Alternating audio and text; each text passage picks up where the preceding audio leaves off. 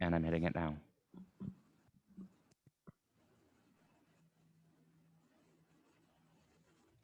Good morning. Welcome to our staff forum. I want to thank each of you for joining us as we get ready to kick off the 2021-22 school year in just a few short weeks. We have a lot of material to get through today, so I will be brief. We received hundreds of questions from participants prior to today's forum, and our presenters have incorporated most of that information into this presentation. Today's agenda will cover the following categories: health and safety, transportation, technology, visitors, and pivoting to remote learning. Today's panel will include the following colleagues: Melody Martinez-Davis, Deputy Superintendent of Support Services; Dr. Shirley Green, Chief of Schools; Dr. Christopher Miller, Chief of Human Capital; Mike Schmidt, Chief of Operations; Stephanie Morrill, Director of Transportation; Glenn Vandewater, Chief Technology Officer; Tim Johnson, Acting Executive Director of Instructional Technology; and Dr. Kathleen Black, Chief Academic Officer. Our plans for the 21-22 school year are based on guidance from the CDC and the American Academy of Pediatrics. This served as the platform for a cross-departmental working group that included teachers and school staff, principals, and administrators. They began this important work earlier this year and continued throughout the summer to help ensure a safe return to school. I want to thank each of them for their thoughtfulness, creativity, and commitment to keeping everyone safe. Now, Deputy Superintendent Martinez-Davis will get us started.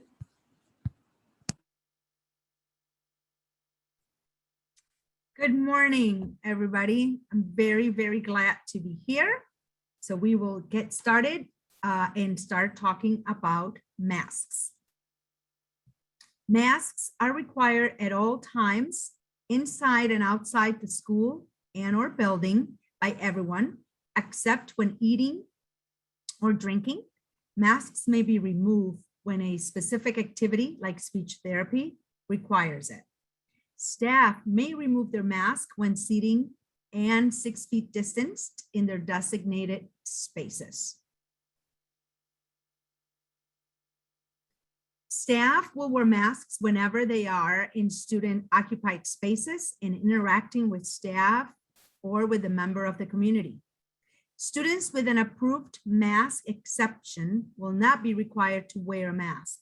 They will be provided with 6 feet of distance unless necessary for an adult to provide needed support within 6 feet.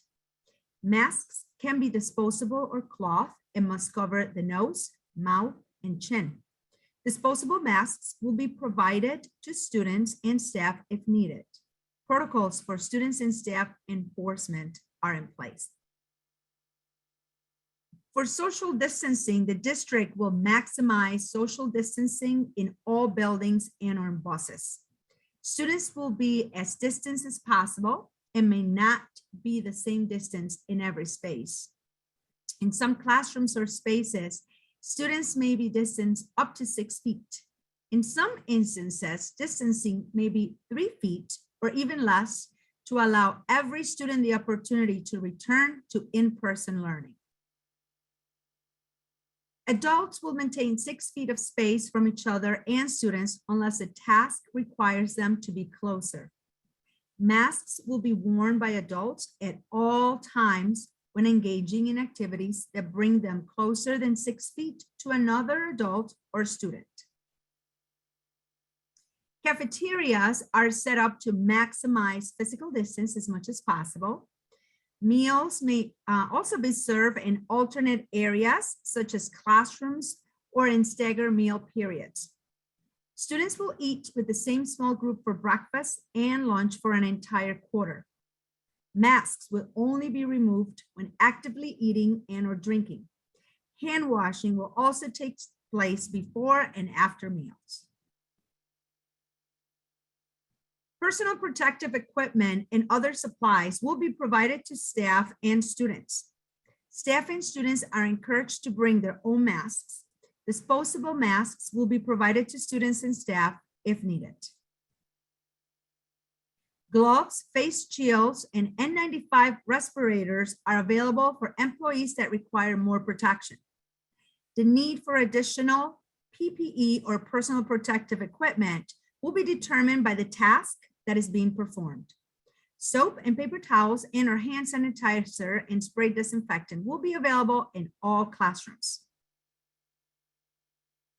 Now, with regards to COVID-19 student testing, all students will be able to be tested regularly at their school.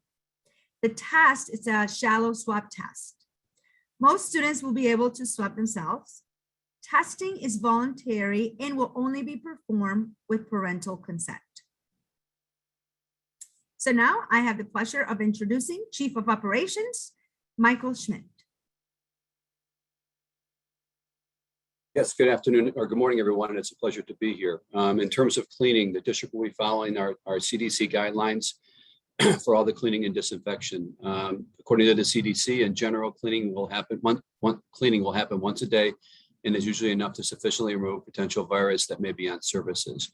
Occupied areas of the buildings will be cleaned every evening. High-touch areas will be disinfected more frequently. High-touch surfaces include doorknobs, light switches, handrails, countertops, etc. The disinfectant will be available to staff. Staff will be trained on how to safely use cleaners and disinfectants. Staff will be provided with appropriate PPE when required. In addition, staff will be instructed to clean shared frequently used high-touch areas in their classrooms after each use.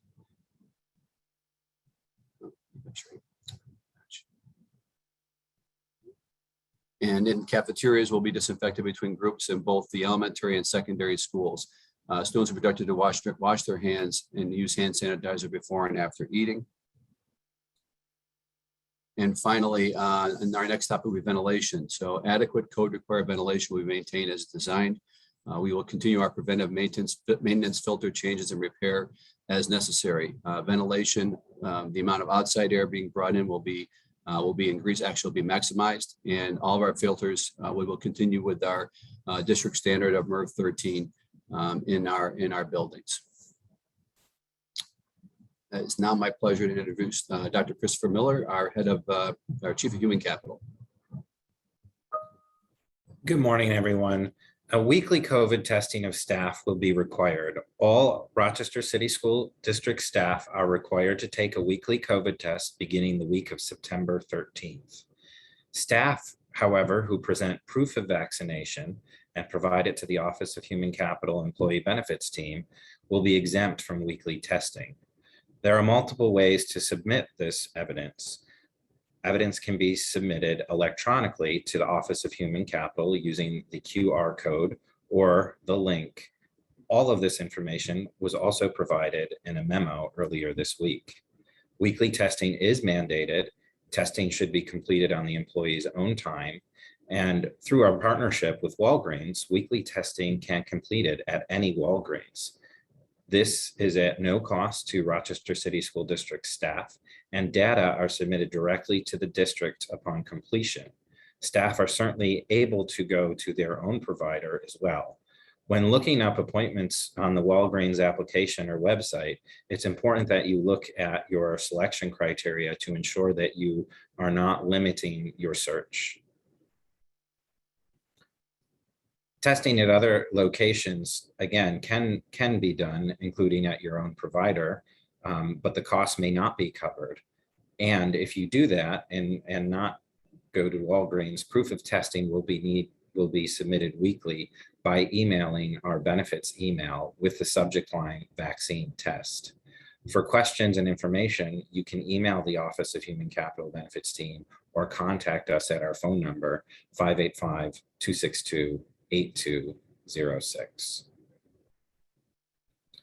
We also are making available in-person submission of evidence of vaccination. Monday through Friday from 9 a.m. to 4 p.m., staff can feel free to visit the Office of Human Capital help desk at central office. At that point, the COVID card will be scanned electronically or will assist you with doing so electronically. Confidentiality will be maintained and all information will be kept private in each staff member's benefits folder. Given that we have multiple staff at varied locations, we also want to provide additional on-site support and assistance with the submission of any proof of vaccination. For staff at Hudson, we will be providing that service on August 20th from 1 to 3 and on August 24th from 8 to 10. We'll also be providing support at the Freddie Thomas campus on August 31st from 8 to 10 a.m. and on September 1st from 8 to 11. At this point, I'd like to welcome back our Chief of Operations, Michael Schmidt. Okay, once again, our transportation department is also excited to start the school year.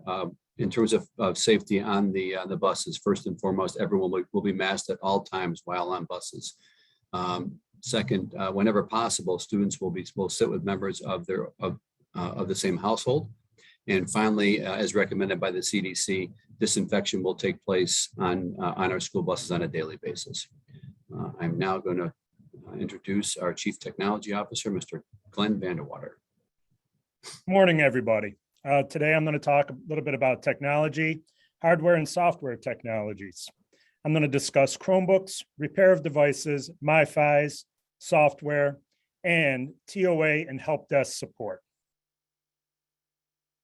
So for our new students that are coming into our district in grades 1 through 12, students who are new to the RCSD can request a Chromebook by calling their home school or completing the form located at the link below. That link can be found on RCSD Learns. We're also going to be posting it on a banner on the district website for easy access. The homeschool or family will place an order in with IM&T. Again, families can pick up their Chromebook, as we've done in the past, from their home school after they have been contacted by school personnel. Backpacks with padded slots for computers are also going to be made available, and we'll be distributing those out to schools shortly.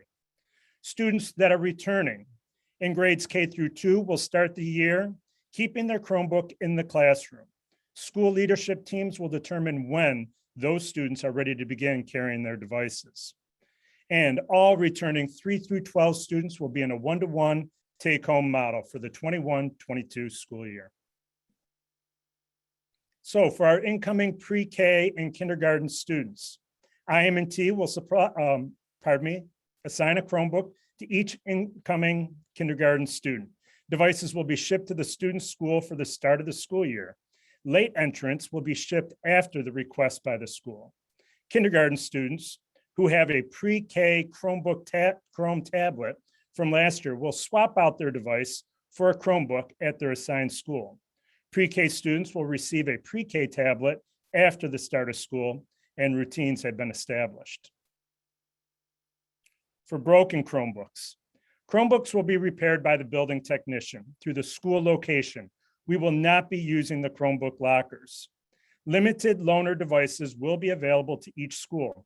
Those loaner devices will not be able to be brought home by the students, as they will only connect to the district's network. School staff will help create help desk tickets for broken devices. IM&T will repair the device and return it to the room or the location. But please keep in mind, when it comes to repairs for broken Chromebooks, that it really is a team effort to ensure that families and students treat their Chromebook with care and help minimize any kind of damage, so there's no disruption to instructional access. In terms of MiFis and hotspots, as we've done before in the past, all RCSD students are eligible for a free AT&T hotspot that comes with 50 gigabytes of data per month. These free hotspots are available until June 2022. Again, by going to the same link as I mentioned before, you can request a hotspot at that location. And again, we'll be putting it on the banner of the district website for easy access. The hotspots will be shipped to the student's school, and families will be notified when it arrives in order to arrange pickup. At this time, I'd like to introduce the Executive Director of Instructional Technology, Tim Johnson. Thank you, Glenn. I'm excited to announce that for this upcoming year, we will continue to have access to Seesaw for students in grades pre-K through 2. Those classes will be created automatically before school begins, and those students will continue to be added throughout the school year automatically. Google Classroom will also be available for students in grades 3 through 12. Those classes will also be created and rostered automatically, and much like last year, students will continue to be added as they are added to classes. Also excited to announce that for the upcoming school year, we will continue to have access to a lot of the popular instructional software from last year, including Pear Deck, Zoom, and Screencastify. Edpuzzle continues to be available for students in grades 7 through 12, and other software as it is available will be posted on RCSD Learns. Last year, our IT TOAs provided a number of supports, and we will continue to offer very similar supports to last year, including structures such as daily office hours, building-specific PD, district-wide PD, online PD, including new offerings for 21-22, including enhanced use of Seesaw and other tools, as well as individual support when possible. For more information regarding the supports that IT TOAs can provide, there's 2 links in Rock Connect that will help with that. One of them is instructional technology support, and the other is RCSD Learns. And we'll continue to share information about PD to groups of users via district email, and those PDs will be posted in True North Logic. Regarding the repair of devices, as has been the past practice, tickets can be entered via the help desk icon in Rock Connect. The help desk can also be reached at 262-8151. Our help desk express, which started last year, will still be available for staff to pick up or drop off devices for limited hours that will be posted, and that is for service with a ticket. So in order to come to the help desk express, you'll need to have an existing ticket, either by calling 262-8151 or by putting in a ticket at the help desk portal in Rock Connect. We've added digital lockers, additional digital locker capacity to central office for contactless pickup of laptops, and that is open during the office. The hours that central office is open. So typically beginning around 7 a.m. Up to about 7 in the evening, and so that will allow you, if you need to pick up a new teacher laptop, to do that at a time that is more convenient for you. For this upcoming school year, our field technicians will resume supporting their assigned buildings.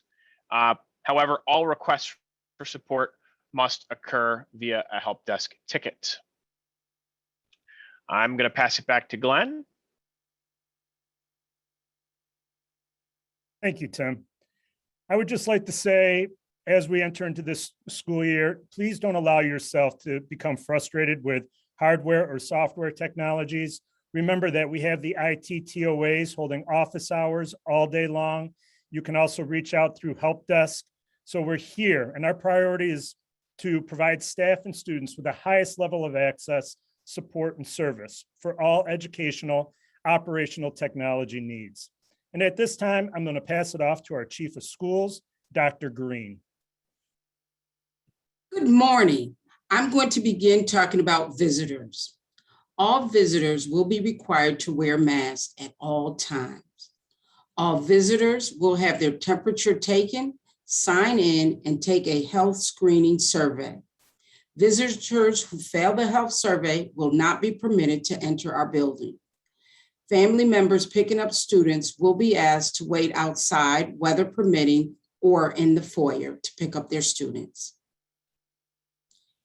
The district will notify the local health department immediately upon being informed of any positive COVID-19 diagnostic test results by an individual within our school facilities or on school grounds, including our students, staff, and visitors to the district.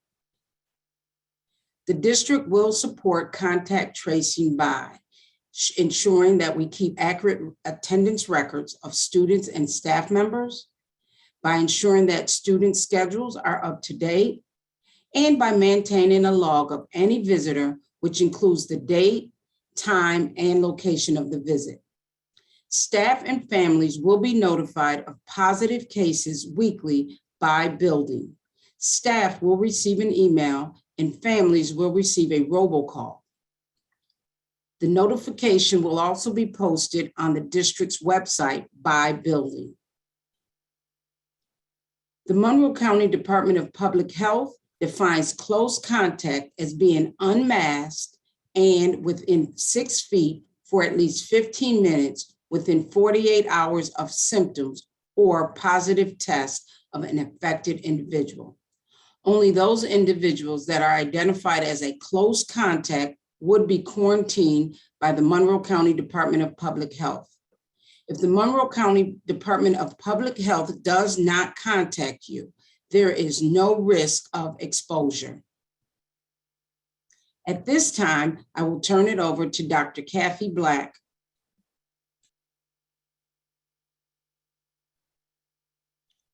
Good morning. So despite all the precautions and safety measures that we have in place, we must plan to have a shift if we have to go to remote environments. Grounded in the guidance from the CDC and based on conditions that may arise, our superintendent may have to call for a shift to a different delivery model. A call for a shift can come on 3 distinct levels. We may have to shift to a remote environment as a class, a school, or as a district. Again, this decision will be grounded in the guidance from CDC and communicated from the superintendent. In any instance, we intend to minimize the disruption to instruction for students. Our immediate pivot plan is outlined as such. On the day where we have to pivot on any level, a call will be communicated by the district to the impacted individuals. Remember, the shift can be a classroom, a school, or at the district level. The day after the call will be considered an asynchronous day, meaning that students will be engaging in learning opportunities away from the direct instruction with the teacher. This shift in this day will allow the teacher to both provide work and feedback for students and prepare for the synchronous instruction, which will resume at the school-specific bell times on the second day after the call. For example, if a call for remote is issued on a Tuesday, then Wednesday would be our asynchronous day, and then Thursday would be our synchronous instruction day at the bell times. School-specific guidance to ensure that we are prepared for this shift is being shared soon so that schools can prepare, teachers can prepare, and students can be ready to go should we have to pivot. We are committed to sharing additional guidance as it becomes available to our team. However, regardless of the delivery model, high quality instruction will occur in every classroom every day. And with that, I'd like to reintroduce our Superintendent of Schools, Dr. Leslie Myers-Small. We certainly hope that this information has been helpful to you. We will be posting this presentation on our website for future review. Tomorrow morning, we will have a similar forum for families. That's a tongue twister. Have a great weekend. Thank you very much, Dr. Leslie Myers-Small. We do have some questions that are in the chat. We did try to incorporate all of the questions that you had into the presentation. I guess I should introduce myself first. I'm Marisol Ramos Lopez, Chief of Communications and Intergovernmental Relations for the Rochester City School District. We do have questions that have come through our chat, and I'd like to introduce Deputy Superintendent Martinez Davis, who will be moderating that section. Okay, so good morning again. Let's see, some of these have already been answered right on the chat and or the PowerPoint. So the first, actually, let me start by thanking each and every one of our RCSD family that participated, whether you were part of our working group from March all the way till July or for portion of it. So I would like to thank Marisol Lopez, Kathy Black, Terry Orden, Carmine Peluso, Glenn Vandewater, Mike Schmidt, Chris Miller, Vincent French, Julie Vandewater, LaShara Evans, Shirley Green, Sheila Webster, Desiree Richmond, Janelle Morris, Mark Wiley, Lori Buckley, Caitlin Law, Carlos Vasquez, Rhonda Morin, Patrick Griffin, Kelly Nicastro, John Gonzalez, Susan Ladd, Corinne Calabretta, Maureen Duhan, Laurel Avery Detoy, Carlene Pierce, Teresa McKenzie, Lakanda Graham, Rob Johnson, Stacey Darby, Erin Grutman, Lorna Washington, and Tanya Wilson. Once again, thank you to all of these great RCSD staff, family that helped us throughout the spring and then this summer. So let me go back to some of the questions that have not already been answered on the chat. So the first question is, why is testing voluntary for students? So I will ask Stacey Darby to answer that question. Hi, good morning, everyone. I'm Stacey Darby. I'm the coordinator of environmental health and safety. The reason that it's voluntary for children is because we're explicitly forbidden from forcing children to be tested. We cannot exclude children from school if their parents don't consent. So that's the answer. We are encouraging our families to get tested. We're sending information home. The testing will be available inside of each school building for children. It'll be a quick test that most of them will be able to self-administer. So we're really hoping that a lot of families take advantage of that opportunity. The next question, and this one is either for Stacey Darby, thank you, Stacey, by the way, or Dr. Miller. Even if staff is fully vaccinated, can they still be tested on site if they choose to? Good morning. Sure. We're not testing on site actually for staff. Staff are encouraged to go to Walgreens, and yes, they can test even if vaccinated. Certainly, everyone also has a right to test with their own provider, but we have a partnership with Walgreens that provides and affords free testing. Great. Dr. Miller, the next question is for you. Would screenshots of the New York Empire passport be acceptable proof of vaccination? And how would they then get that proof to our Human Capital Office? Thank you for that question. Using the QR code or the link, if you take a screenshot of your Excelsior Pass, I did the same thing actually. I uploaded that screenshot into the forum, and that was my proof of vaccination. You're welcome to do that. If you need assistance, you can contact our office for that assistance. Great. And for those of you who are not sure of the New York Empire Passport is an app that you can download to your smartphone. Then the next question is for Mr. Mike Schmidt, our Chief of Operations, and I believe that we have someone from the Transportation Department here as well.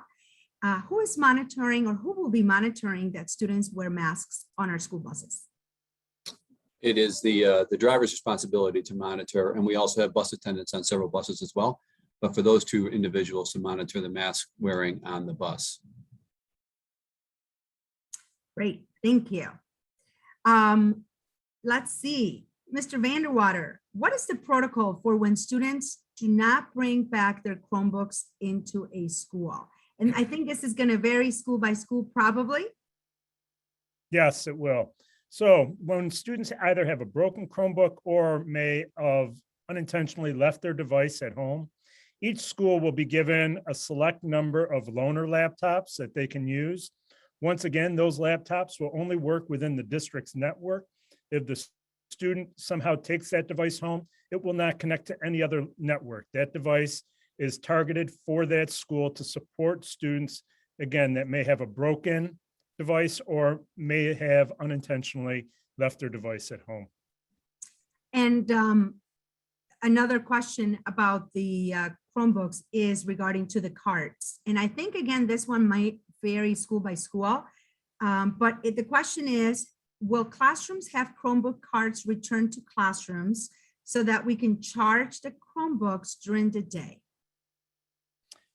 So what happened during COVID closure? We basically had to take all of the carts apart. That was seven years worth of effort, taking the power chargers out, taking the Chromebooks out. So we will not be returning carts back to the schools. However, for purposes of charging devices, we will be providing power strips for classrooms so that devices can be plugged in and charged in the classroom.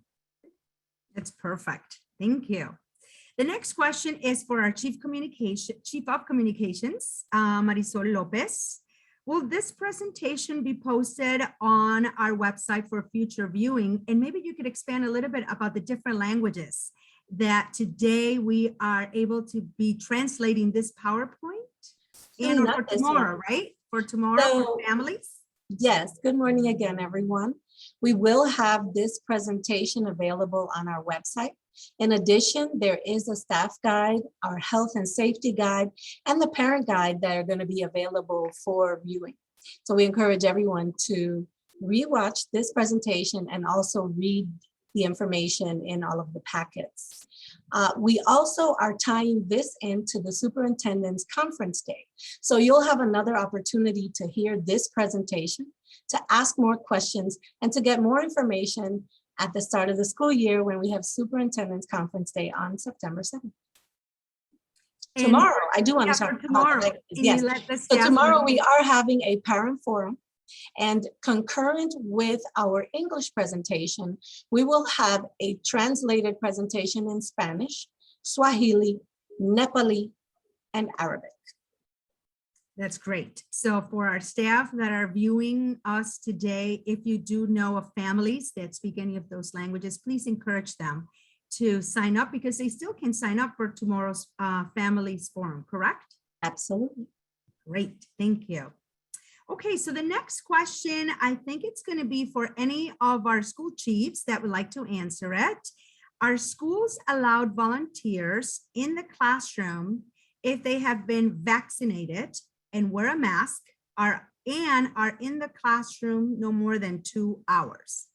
So Dr. Peluso, Dr. Green, any one of you, and I know before you answer, we do want to remind all our staff that we do have a volunteer coordinator, Ricky Fraser, and all volunteers need to go through that process of applying to be a volunteer in our district. So Dr. Green, I will repeat the question for you. Are schools allowed volunteers in the classroom if they have been vaccinated and wear a mask and are in the classroom no more than 2 hours?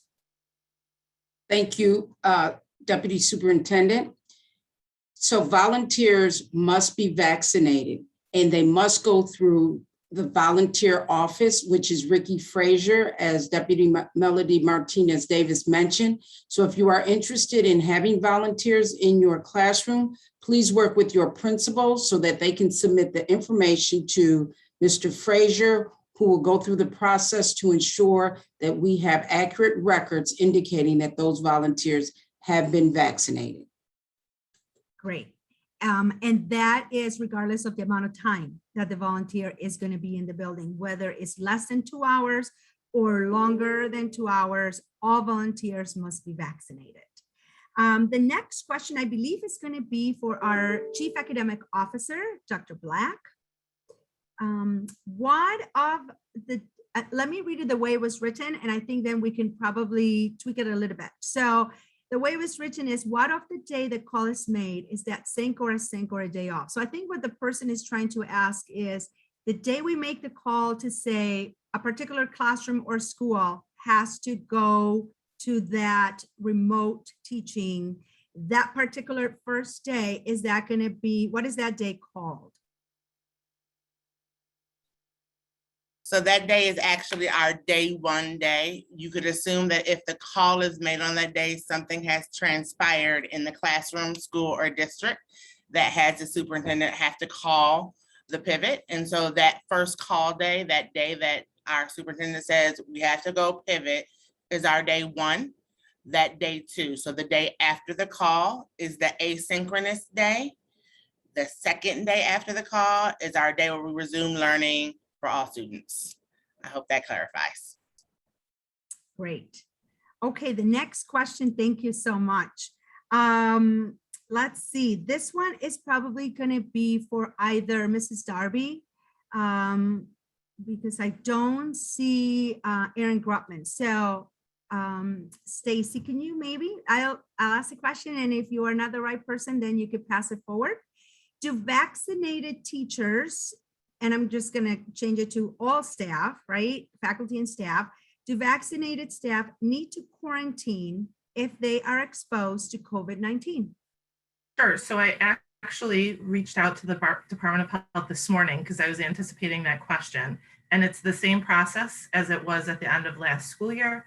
So if a teacher, staff member, anyone who is vaccinated is exposed as a true close contact, which means they're with someone for longer than 15 minutes within 6 feet unmasked, they'll still be identified as a contact. The Department of Health will reach out to them, verify their vaccine status, and then they'll be quote unquote released.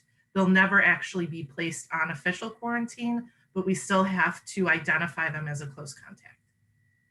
Great, thank you. Dr. Black and school chiefs, I know that you worked on this part of our plan. So the next question, I'm going to combine it. There's two questions that are very similar. And basically, in our chat, some of our staff members are asking a little bit more information about what would require a pivot and a little bit more specific details about when we pivot to remote. Yes, and so in terms of our levels of exposure, access, quarantine, and by guidance of the CDC and direction of our health and safety and superintendent, the thresholds might be the limit, the amount of contact, the amount of people. Again, guidance from the CDC will help to determine if we have to pivot again as a classroom, as a school, or as a district. But those numbers, and again, those pivot points will be much guided by the CDC in the conditions that arise around numbers, exposure, and access. So to push that question even further, there's an additional question, which is what if only 1 or 2 students in a class have to quarantine? How will their learning continue? Will it be Zooming with them during school hours? Will it be just like if they were, ill pre-COVID? How would that happen? So at this point from now for the first quarter to October 15th, we expect that if 1 or 2 students have to quarantine within a classroom, they would have access to asynchronous learning in the form of packets and or electronic activities that students could access. We are revisiting and reviewing that policy as we gather more data at the end of September and into October, with the mindfulness to review if that is working for students and teachers at the October 15th, around the end of our first quarter deadline. But right now, if 1 or 2 students have to quarantine, they would have access to asynchronous learning. Great, thank you. Okay, I'm going to combine the next questions and probably ask the school chiefs to answer these because it is specific to classrooms. And again, we will do our best to answer some of these questions, but it's going to vary school by school.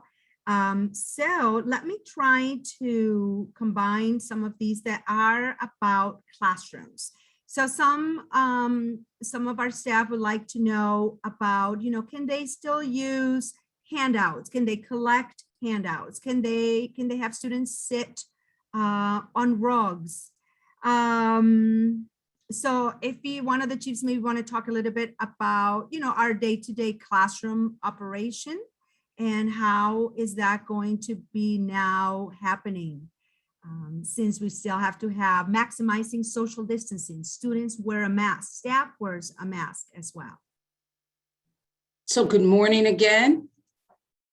In terms of sitting on the carpet, certainly you can use your carpets in your classrooms, but we do want to make sure that you continue to enforce social distancing while you do that, and that you have assigned seating areas while on those carpets. In terms of handouts, certainly you can pass out papers and collect papers. Dr. Black is turning on her camera as well, but certainly there is no concern with engaging in students with materials that you are passing out and collecting. I'm here to co-sign that message. Perfect. Okay, so the last question that we are going to take this morning, and that's because just so that everyone knows, many of the questions that you're asking, which are really good questions, will be covered during Superintendent's Conference Day in the morning when we come together via, I believe it's going to be Zoom. But the last question is, let's see. Can student seating spacing be discussed in more detail? So either Stacey, Dr. Black, or any of our school chiefs, a little bit more detail about how the spacing is going to be set up in a classroom, because we do know that we want to maximize spacing. We want all our students to come back in person, but we do know that staff do not have to take a ruler, for example, and measure 6 feet and so forth. So could you add a little bit more about how that spacing really should be taking place in our classrooms? I can talk a little bit about that. So as said before, we're basing our what we're doing on the CDC, American Academy of Pediatrics, and SED recently came out with the same guidance as the CDC. So what we're looking at is maximizing space. And I know that sounds like a weird thing, maximizing space. What that means is that if we have a classroom where we can keep kids 6 feet apart, they will remain 6 feet apart. We have a classroom where kids have to be 3 feet apart to fit all of the students in so that they can be in person and participate in in-person learning, they'll be 3 feet apart. And on chances of classrooms where students have to be closer, they may be even closer than 3 feet apart, again, so that everyone can be in place to participate in in-person learning. With that being said, with our adults, they should remain 6 feet apart from our students and each other unless they have to be together for the task that they're performing, whether that's hand over hand, whether that's helping a student tie a shoe, whether that's interacting with another colleague in a way that you have to be together to do it. Masks will be worn at all times when we're within 6 feet, and honestly at all times, except for when eating and drinking, when we're interacting with each other. I hope that answered the question. I think so, Mr. Schmidt. The only thing I was going to add is that the custodians have been directed by me to put all the furniture back in the classroom to, in essence, set it up as it was prior to the 2019 school year. And then we can make some decisions from there as to what will remain in the classroom or not. But we want to give teachers all the resources back that they had in order to get ready for the school year. And I referenced that because there was a question in regards to the kidney-shaped tables, and we removed many of those last year. The other primary reason is we need to create as much space in the building as possible. And many buildings utilize cafeterias and classrooms for storage of that furniture. And we really believe with all of our students returning that we're going to need that actual space for kids. Great. And I have just been informed that we do have a little bit more time for additional questions. So we will keep going.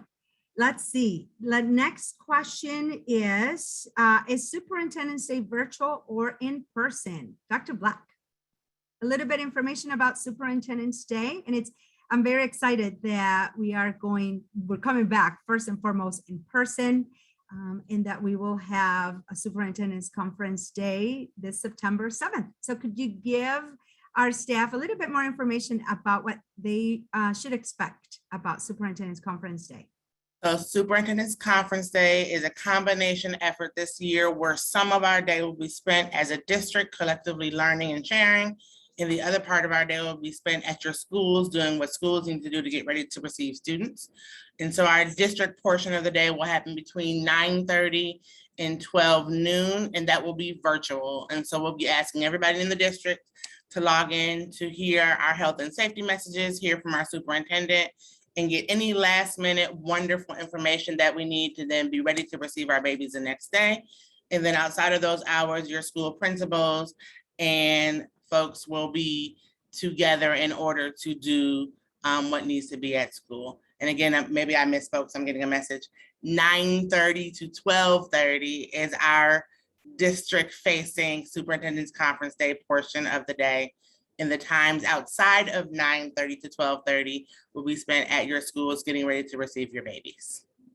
And there's always that very first day. It's always so exciting, you know, the staff and some of our staff may have not seen each other in a while. So just make sure that you keep your masks on while in your building and using the CDC guidelines and safety protocols, because I know that it is exciting to see everybody back for the very first time, but we do want to keep everybody healthy, right? So just make sure that even for us staff that you are using those masks. Okay, we have another question, which I think this probably is going to be for Stacey. Stacey, the next question is, if a vaccinated teacher, again, or staff, right, is exposed to COVID, will they be expected to quarantine if not symptomatic? I think that I answered that one, but just to go over it again, if anyone who's vaccinated and exposed, they will be identified as someone who was exposed. The Department of Health will verify their vaccination status. And as long as they stay symptom-free, they will not be required to quarantine. That is, as of this morning, the email that I received from the Department of Health. As with everything with COVID, if they make a change, we will let everyone know. But as of this morning, because I wanted to make sure they hadn't changed anything before I got on and told everyone what I know, as of this morning, vaccinated anyone who's been exposed are listed as a contact. Their vaccination status is confirmed. And as long as they remain symptom-free, they are not required to quarantine.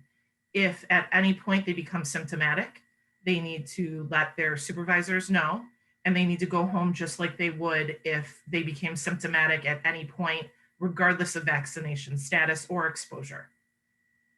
Great. Now, the next question, again, this one is about classrooms as well and academics. So let's see, Dr. Black or any of our chiefs would like to tackle. I'm going to, there's 3 questions. So one is, can tables, this is for pre-K through to 2nd grade, can we have tables in the classroom or must we have desks? That's one. I'll take that one. As Mr. Mike Schmidt shared, we are returning much of our furniture back to our classrooms so that teachers have the full complement of spaces and resources to be needed. In our ECE classrooms, there are tables and centers and things being returned to classrooms. So yes, you can have both and. Mike, I see you come on. Oh, she's off. Yeah. I just was there to have your back, Dr. Black. Yay. Perfect. What about field trips, Dr. Black? Can you talk a little bit about field trips? There are questions in the chat about can field trips happen this year? It is very likely that we will allow field trips this year as we are looking at our partners who are going to be opening spaces. We have to be in alignment with the outside requirements for people to have visitors and schedule field trips. More deliberate guidance on which field trips, where, and how will be disseminated soon. But we are hopeful that are going to be able to allow in-person traveling field trips for our babies this year. So I asked you one question that was related to pre-K to 2nd, and this one is for our older students that are in CTE programs. How will internships and shadowing programs with industry partners like CTE classrooms and so forth, how is that going to take place this year? So very similar answer. In partnership with our partners who are opening their doors to our students, we have to make sure that their requirements and expectations are met in addition to our requirements and expectations. We fully expect and are hopeful that our babies will be able to access their outside opportunities this year in person, but more guidance on that will come as lots of things are shifting. And we have to make sure that we meet all the expectations and maintain health and safety as we provide access to our students. So more information on that to come, but we are hopeful and expecting that we'll be able to offer those opportunities this year.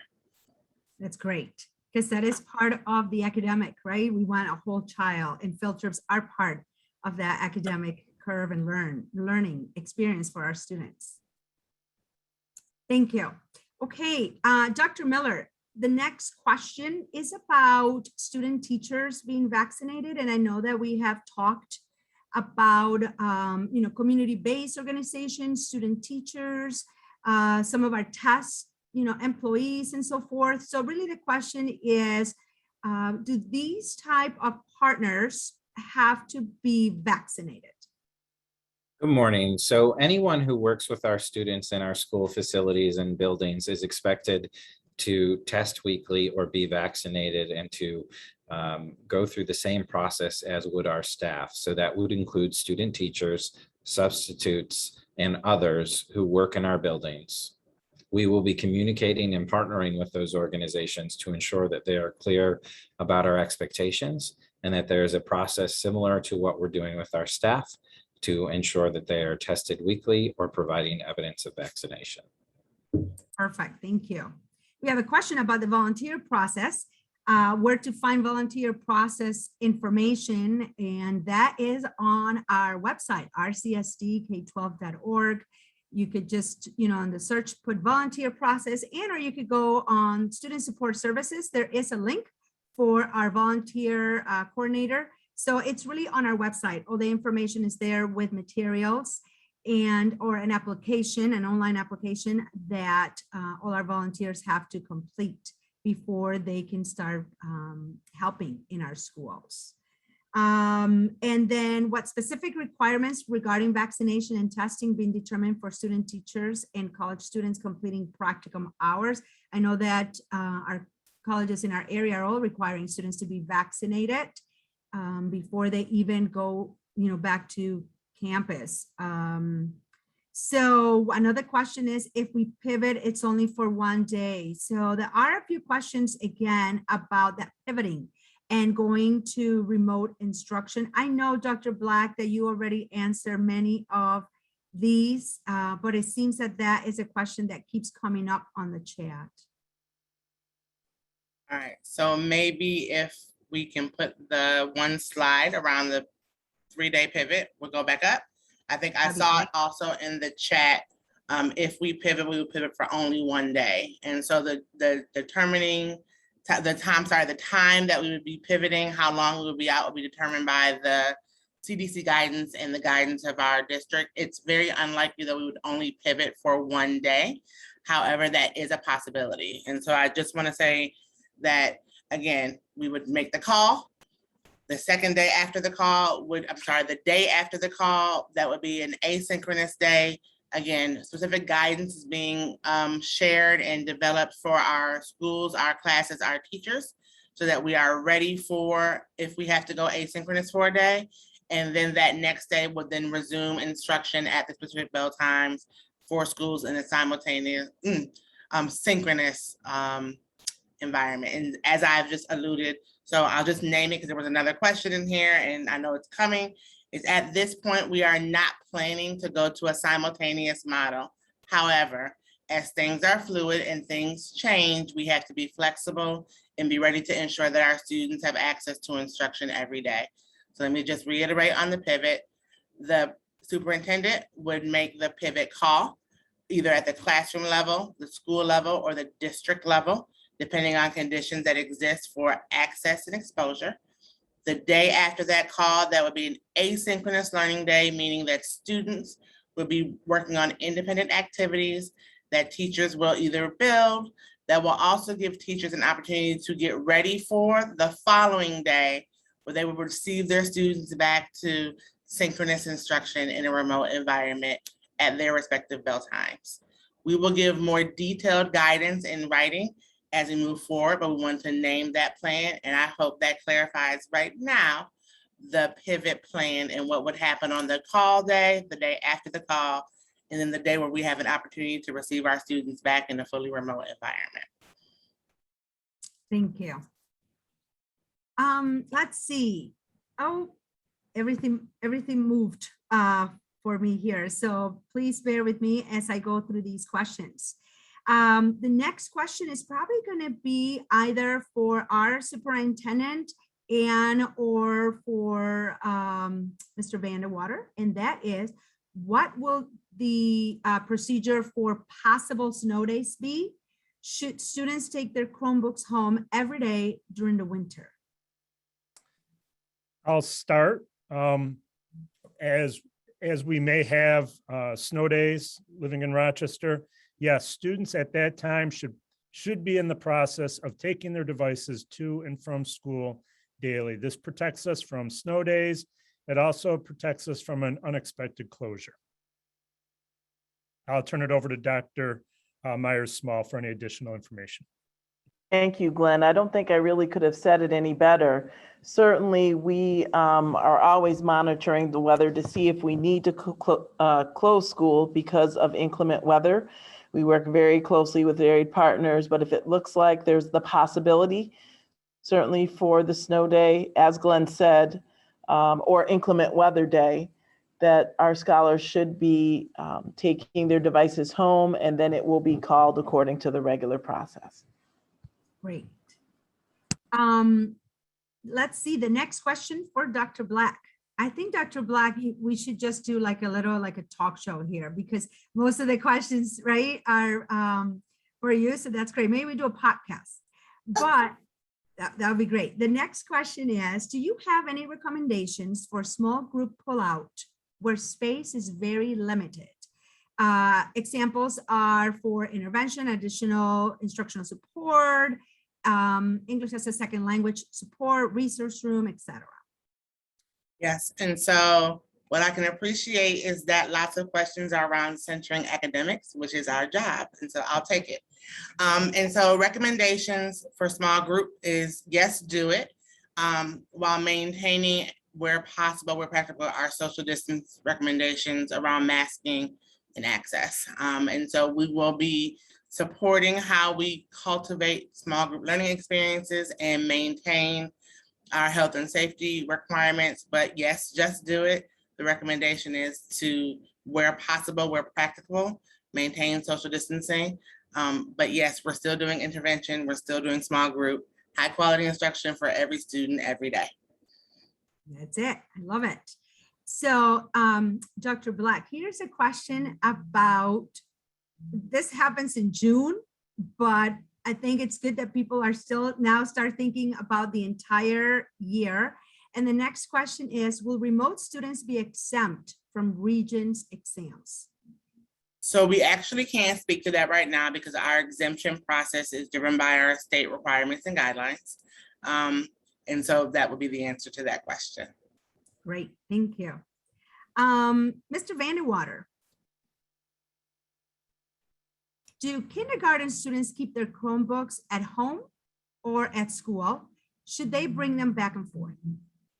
So to start off the school year, of course, our kindergarten students are going to need some support with carrying devices to and from school. So as we kick off the school year, the devices can stay at the school, but helping those students transition to a take-home model. So again, in the event of an unexpected closure or weather, those students will have their devices at home. Great. Thank you. I hope that answers that question, because there were a few others about kindergarten and related to that similar question that I just asked. Okay, let's see. We stated masks both inside and outside the building. Does this include outside gym classes, sports teams, practice, and sports games? So Stacey, do you want to answer this question? So we know that we're asking everyone to wear their masks, whether you're inside or outside the building. So really the question is, what about PE classes? What about during sports team practice? Football's coming up, for example, and during sports games. So right now, the policy is for everyone to be masked at all times, regardless of being inside or outside. We're reviewing athletic competitions specifically, not practice, but actual games, to determine if mask wear will still be required for the games. But for every other interaction, or any other time, I should say, the mask will be on. If a student or staff member, for that member, needs to take their mask off, right? Because that need may arise. Like, I'm not going to pretend that doesn't happen for any number of reasons, whether it's to blow their nose, get a drink, well, not get a drink so much, they could do that, but blow their nose, be outside, like if they're doing athletic things, right? I need to get my mask off. They just need to give themselves space. Get that 6 feet of space, take off your mask, especially outside. That is okay to do, but the masks should be on most of the time, because what the masks do, besides being protective, which is the most important thing, is they also limit the amount of people who may have to quarantine in the event of a positive case because they are protective. So that means less kids or staff members would have to go home if there is a positive case, and there's less chance of anyone bringing anything home as well. So that's why we're keeping the masks in place for right now based on the positivity rate in our community. Great. Well, with that, thank you so much, Stacey. Many of the questions that are being added to the chat have already been answered, either in the presentation per se through the PowerPoint or through many of our panelists already. So thank you to all our panelists here.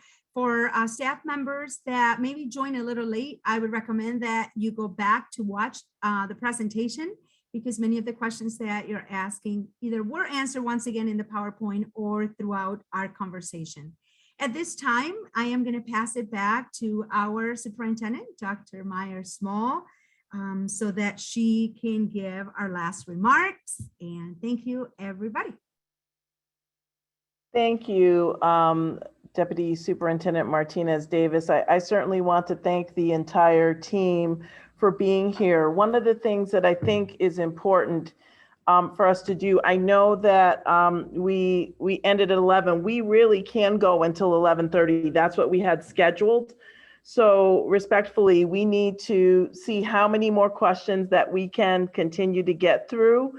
I do believe that many have been answered, but there are still some that are unanswered. So if we want to just work from the bottom up as far as scrolling, Mel, I'd ask that you'd come back on and we continue to ask questions, right? We have until we can end, we'll stop at 11:25 so I can, or 11:26 so I can give my concluding remarks. Oh, no problem. Thank you. Thank you. Let's see. So I'm going to start from the bottom up. That's a great idea. Let's see. What is the guidance for teachers whose classes what is the guidance for teachers whose classes cannot social distance? For example, shop classes or technology classes where student safety is a major concern. So guidance for teachers where social distance may not be able to be provided. Let's see. So either any of our chiefs or Stacey could answer that question. That would be great. So if you think about a technology room, I know like at Edison Tech, they have wonderful rooms where our students are learning different types of trades. What advice could you give teachers that are in these classrooms to ensure social distancing, but still keeping the integrity of the program? Sure. So I like to use the example of building a tower, right? Which is uniquely good for shop classes, right? So when I'm building a tower, I can plan to build my tower. I can talk about building the tower. I can maybe even get some supplies together for building my tower. But ultimately, when it comes to actually building the tower, I'm going to need to be within a close distance of other people. And that is okay, even for our students, because they need to be closer to learn this skill, right? So anything that you can do that keeps a social distance available. So if you can do 6 feet, great. If you can do 3 feet, great. But if they have to come together to be able to learn the skill, then we can do that. Masks are absolutely 100% required. If there is someone with a mask exemption, they need to maintain 6 feet, and we would deal with that on a case-by-case basis and figure out the best way for them to learn the same skills with that separation still there. Great. And I'm sure that principals can, work with you too, right, Stacey, and with Aaron or Mr. Schmidt, if they have questions about setting up rooms, particular areas in their schools? Absolutely, yes. And I already am working with buildings on specific spaces that they have questions. Great. Mr. Schmidt, anything else that you want to add for that question? No, I think Stacey handled it eloquently as always. Great. Okay, the next question is for any of our school chiefs. This particular question is about special areas like art, PE, music. The person is asking, we have been told that students will be having art, PE, music in the classroom. Why are students not able to use these rooms if they're able to be spaced apart? So that's an interesting question because I believe that students should be able to go to music rooms and so forth. So Dr. Pelusa, would you like to answer that question about how is art, PE, music, any of these specials, which are so important, are going to be taking place? Absolutely. And if they are able to be social distance in the classroom, I think they have to work with their building principal in terms of how they're using that space. But like you said, Deputy Superintendent, I believe they should be able to use their art, PE, and music spaces if they're able to social distance. Great. Will our primary children be able to have playtime and recess time? Yes, maintaining health and safety precautions and masking while inside and outside will allow our students to have access to playtime and recess, as we know is good for our babies. That's right. Thank you. Do staff meetings still need to be held via Zoom, or can adults meet in person? I know that we have some guidance about this one that was already, I think, given to principals, but maybe one of our school chiefs want to talk a little bit about how staff meetings should happen, what should be avoided, when do they happen in person, when will they happen in Zoom? That would be, I think, very important for all our staff to have a common message. So Dr. Green or Dr. Pelusa, yeah. So whenever possible, meetings should be virtual, but if they must be in person, staff must be masked and social distance at 6 feet. Great, thank you. Stacey, how is staff going to be notified if a student is medically excused from using a mask? So I would say I don't know specifically by building, but I do know that the notification has to come from the parent. It's signed by a physician. It goes through the health office. And then once that is done, the staff and teachers would be notified by the building itself. So how that would happen specifically by building might vary a little bit, but it has to be a signed piece of paper from a physician that lists one of the conditions that are acceptable for that student to have a mask exemption. And then the people who work with that student would be notified about it. But again, by building, it might vary a little bit. Okay, you know, and with that thread of that question, how are we going to be notifying staff and families when there is a positive COVID case? I know that we had a way of doing that last year. Yep. When most of our students were remote. So now this year that most of our students are going to be in person, how is that process going to take place? Sure. So whenever there's a positive case, the person is identified and contact tracing is completed. And what happens in there is with the adult, questions are asked directly to the adults. And with the student, questions would be asked of the people who work with that student to determine if they had any close contacts. So that's the first thing. Again, a close contact is someone who is with someone for longer than 15 minutes within 6 feet unmasked.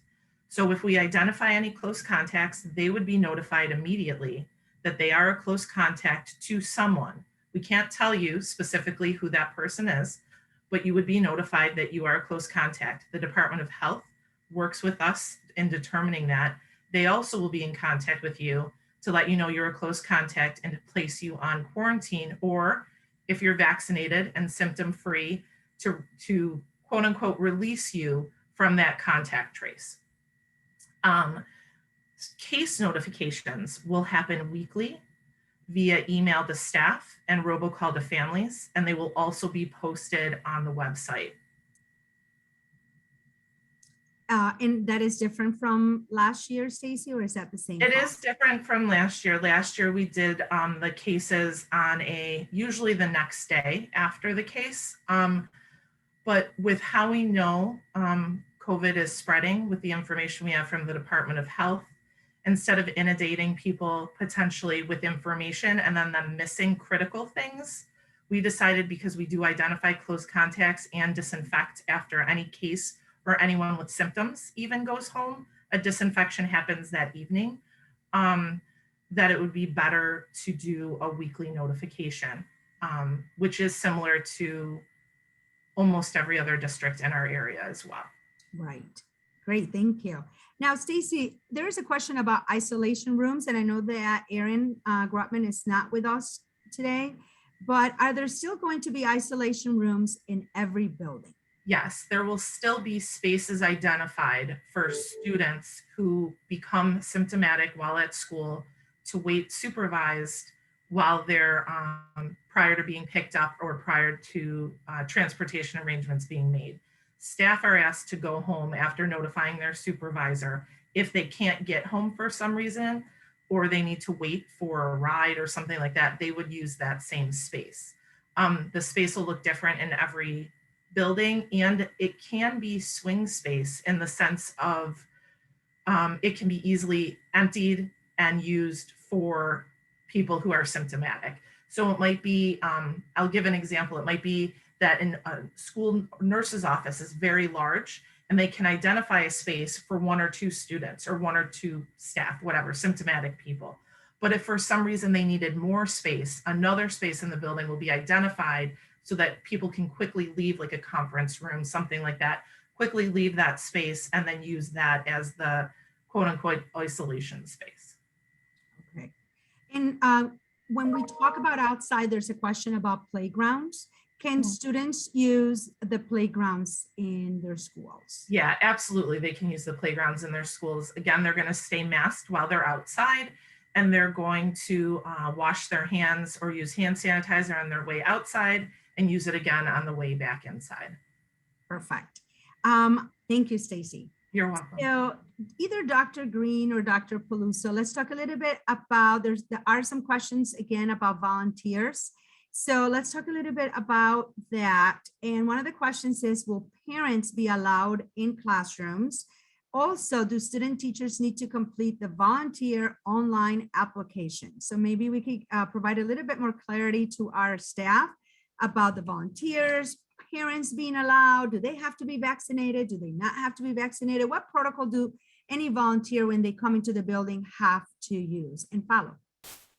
So thank you, Melody, for that question. So parents who want to volunteer must follow the same guidance that we spoke about earlier around volunteer. They will need to go through the Office of Volunteerism with Mr. Ricky Frazier and complete the paperwork necessary. They will be required to be vaccinated and provide proof of vaccination. So parents are considered volunteers if they want to work in that classroom. In terms of parents just coming to the school to visit, those guidelines fall into the same category of visitors coming in to screen and check in. We're not having parents just pop in to watch and observe. They will need to follow the same guidelines as well.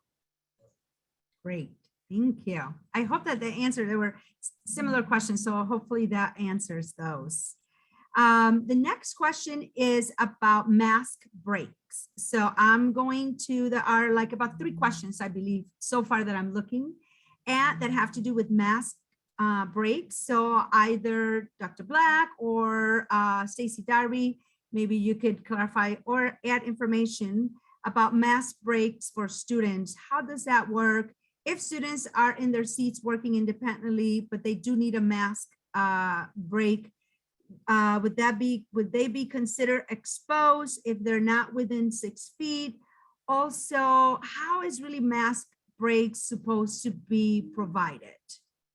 So this year, unlike last year where mask breaks were actually written into the guidance and required, we are not encouraging a regular opportunity for a mask break. With that being said, if there's a student or a staff member that really needs to take their mask off for any reason, if 6 feet can be provided prior to them doing that, that's what we should do. But if a student is at their desk, like I think of a student being at their desk actively learning, they need to get a sip of water, they have their water bottle, they pull down their mask, they get a sip of water, they put their mask right back up. That is okay, because we are nowhere near what would create an exposure situation by the standard given to us by the Department of Health. But if someone does need an extended mask break, if something's going on, I realize people have anxiety, people have issues.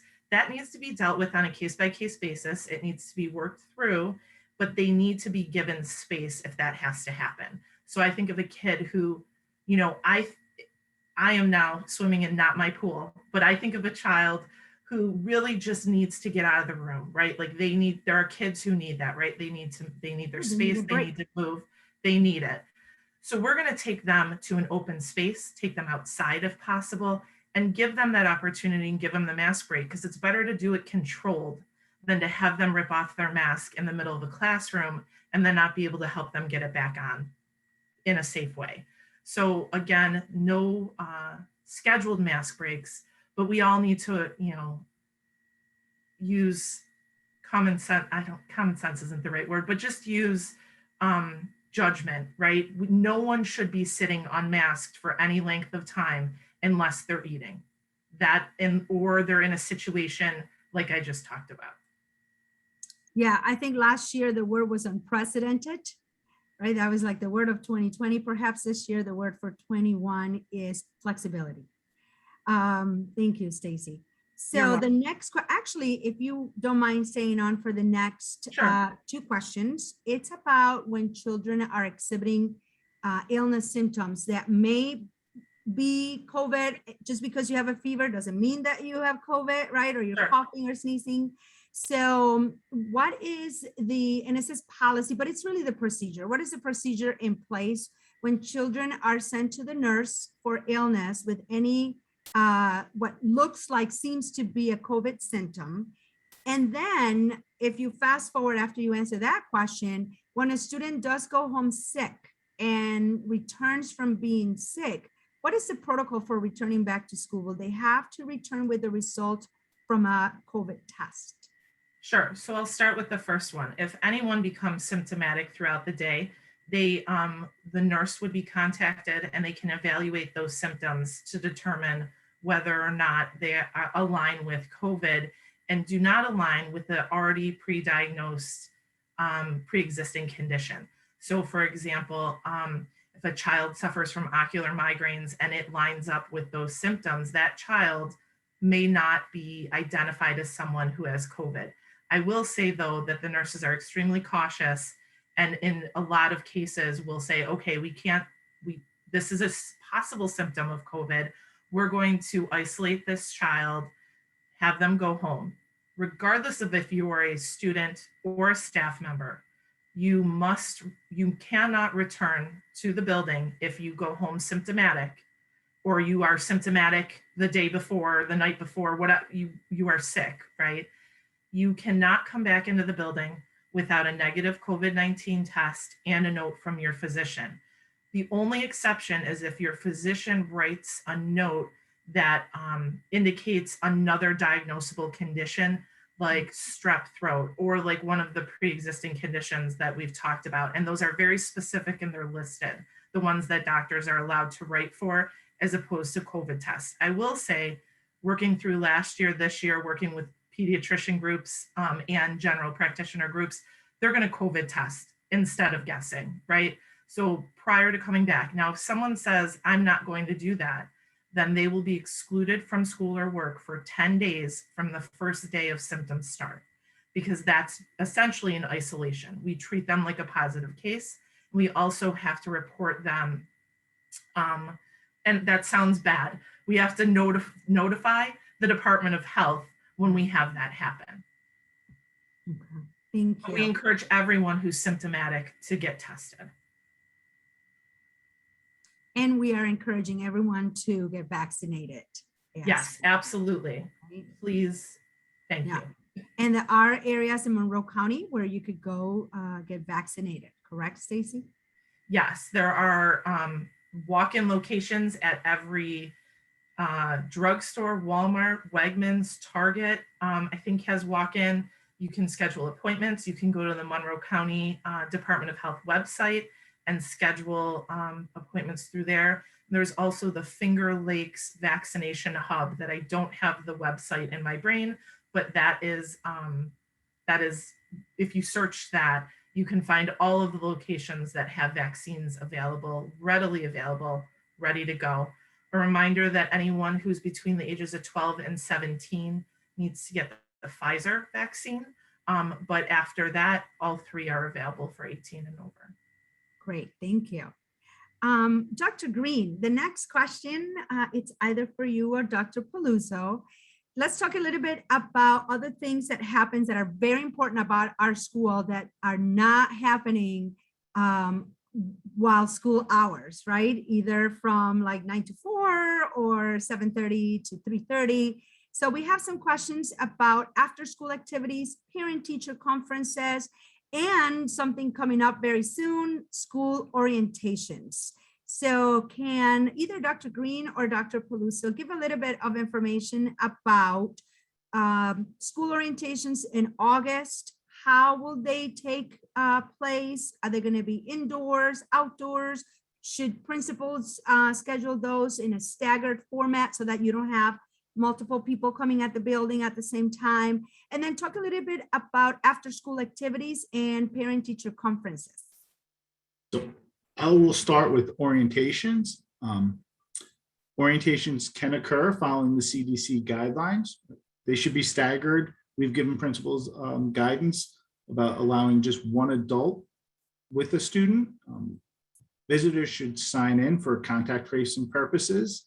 They must be screened and masked when they're at school.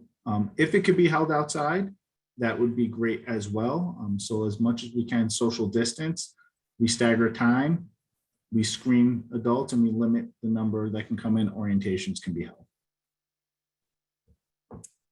I'll pick up from Dr. Peluso in terms of parent-teacher conferences and other activities and events. So if there's community partners that provide before and after school services, those will continue if you have a fully executed contract that has been processed. And those agencies will have to follow CDC guidelines, as we've already spoken of, including the vaccination or being tested weekly. In terms of parent-teacher conference, certainly we will be moving forward with holding our parent-teacher conferences. But as we've spoken before, any meeting that can be held virtually is encouraged to be held virtually. And so if it's a parent-teacher conference day, teachers can hold those virtually as long as our parents are able to connect virtually. If there's a need for a parent to be in person, certainly work with your principal to plan that so that the parent can have equal access to meeting with their teachers. Great. And remember again, that flexibility, right, is going to be the word of the year. So you could plan ahead for that. And if we have to pivot, then we will. I do know that last year we had great participation on parent conferences and other meetings utilizing the Zoom platform. So keep that in mind, that it is very convenient for many of our parents. The next question is about classrooms. So I will ask Mr. Schmidt to come online and talk a little bit about, again, when you're setting up your classroom, some of our questions is about, can teachers have fans in the classrooms again, and rugs? Can they have rugs in the room? So can you talk a little bit about classroom setup? Sure. As I stated earlier, we're going to return the classrooms back to what they were prior to 2019. Some of you were not here prior to 2019. So what that means, basically back to what a traditional classroom would look like. That includes rugs and any other accent furniture that a teacher may need or want to use.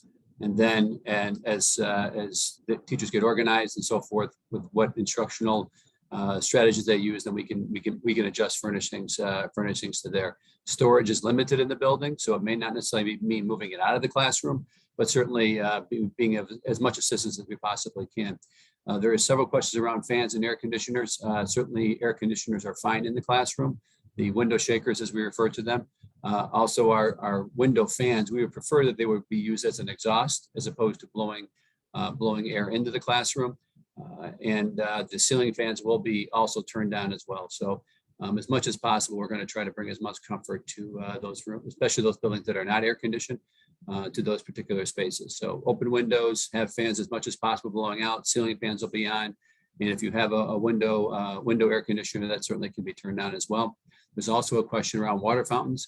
Yes. The water bottle filling stations are certainly going to be on. The traditional water fountain will not be on. We have ordered water bottles for all of our students. Certainly, if you think about it, we weren't even wearing masks 2 weeks ago. So those water bottles are on order. I can't promise they'll be here for the first day of school, but we'll certainly distribute those as soon as we get them out to the buildings. We'll start with our elementary children and work our way through our high schools. We really are encouraging all of our kids to bring their own mask from home and also bring a water bottle from home. I think that just makes it a lot easier, but we want to make sure we have the resource available just as a backup for our students. I think those are the 3 or 4 questions I saw, Mel, that were kind of reference to health and safety buildings and so forth. Is there anyone else, other one you want me to answer? Yeah, no, thank you for answering the one about the water and water bottles, because that was one question I was going to ask you next. So thank you. Let's see, Dr. Miller, I know that you are still with us. So I'm wondering if you could talk a little bit about, what happens to staff when they do have to stay home because of COVID? Will they have to use, sick days? Who do they notify? How does that work? So staff who are quarantined by the Department of Health are covered, and their time will be covered by the district. If they're quarantining because of a family member, or they're just sick, or their doctor has only advised them to quarantine, they will be able to use their sick leave balances or their personal day balance. And will staff still have to fill out the daily questionnaire that we all get every morning? Yes, we will continue to complete the daily health questionnaire. The questions have modified over time, but yes, that will continue to be sent each morning and should be completed before arriving at work. So for daily temperature checks for staff, they should do that prior to coming to work, right? They should complete that questionnaire before they come to work. And if they don't have access to an online platform, then they do it when they get to the school, correct? That's correct. Okay, great. So temperature checks daily still for the staff. And just as staff, remember to do that before you come in to work and complete that questionnaire, because that is very helpful. Before you go, Dr. Miller, could you talk a little bit about the staff handbook? I know that your office, and thank you to your office and all your staff that have been working tirelessly to ensure that our staff have all the information needed for September 7th. So could you talk a little bit about the staff handbook or the return to work staff guide? I know that our chief communications put the link to that on our chat. So the staff that are here with us today, they could go in the chat and click on it, or you could also access it on our website. But could you talk a little bit about the return to work staff guide? So yes, we have an 18-page return to work staff handbook that is a continuation of the staff handbook that we developed last January when we all returned back in person. And so over the summer, through the guidance of our committees and other CDC guidance, we have updated that staff handbook, and it is now live. The link was shared and it is on our district website. Any updates that will need to be made to it will be made, but it is live and functioning for anyone to view and review. And what kind of information can staff find in the guide? The guide highlights all information that we've discussed today relative to staff. And it looks like we're showing where you can find it. If you click on staff on the district's main page and click there, you can find the staff handbook. And maybe we can scroll to the table of contents, page 2. The table of contents there highlights safety, health, and facilities, travel guidance, what to do if you're exposed or have symptoms, how we're testing an illness, information on the mandatory testing or how to submit proof of your vaccination is also contained herein. Habits at work that are expectations to keep everyone safe, information on physical distancing, ensuring that our buildings are clean and safe, and additional COVID-19 case protocols, and some helpful information and links. It's a wonderful resource guide that will answer and provide greater detail than what we've provided here today. So it's important that everyone knows that this exists and reviews it. And it's on the website, so it certainly can be easily printed and provided to staff that do not have access to internet and or online platform, correct, Dr. Miller? That's correct. Great. Okay, so I think it is now time officially to close our presentation today. So I will once again reintroduce our superintendent, who is going to close our forum for today. Thank you. Good afternoon again, or good morning rather again. We know that COVID-19 has certainly been stressful over the past 2 school years, and it continues to be stressful, especially given the Delta variant that we have just become aware of over the past weeks and months. We certainly uplift and acknowledge that this is challenging for our staff, for our families, and for the greater Rochester community. In the Rochester City School District, we wanted to not only conduct this forum to certainly provide some information, but to also hear from you what your concerns or what your questions are. I know that we were able to answer many, but not all of the questions that were provided in the chat. As Dr. Miller shared, that staff handbook does provide a lot of information that should answer most of the questions, but should you still have questions, we've created a Google document that will capture additional questions for us to answer. The goal is to hopefully provide some calm through answers about these challenging and, as we've said many times, unprecedented times in our school district, in our city, in our county, and in our state. It's our hope that today was informative and was helpful. Together, we will work to ensure that we create as safe as an environment as possible for you as our staff and colleagues, as well as our students and our families. We thank you for your time this morning, and we hope that you have a wonderful weekend. Take care.